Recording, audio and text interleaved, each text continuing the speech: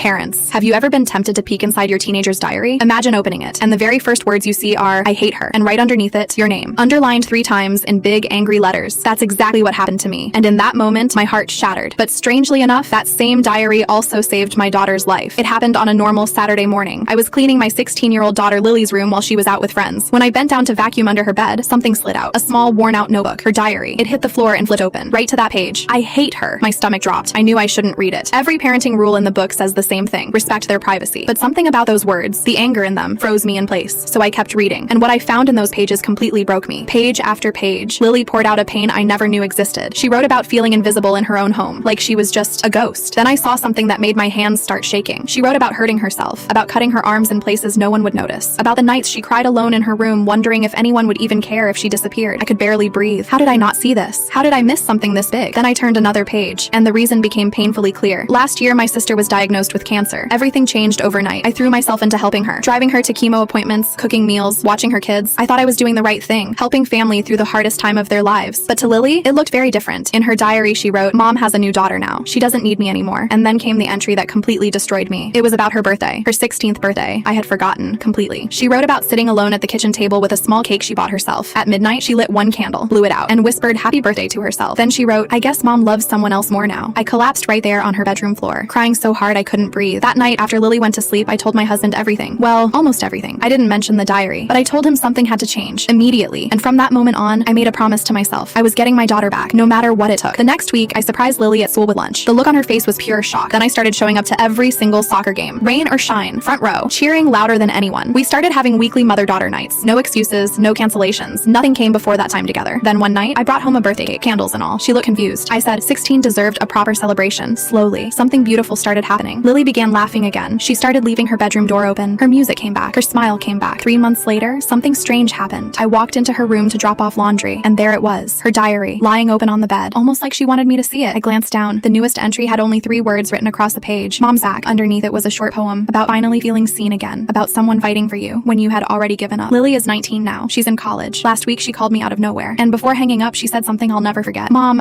thanks for fighting for me back then." I never told her I read that diary, but somehow, I think she knows, because that little notebook didn't just change our relationship, it probably saved her life. So if you're a parent watching this, and something feels off with your kid, trust your gut. Sometimes the wake-up call comes from the last place you'd expect, and when it does, don't ignore it. Your child might be waiting for you to notice. If this story touched your heart, hug your kid tonight. You never know how much they might need it.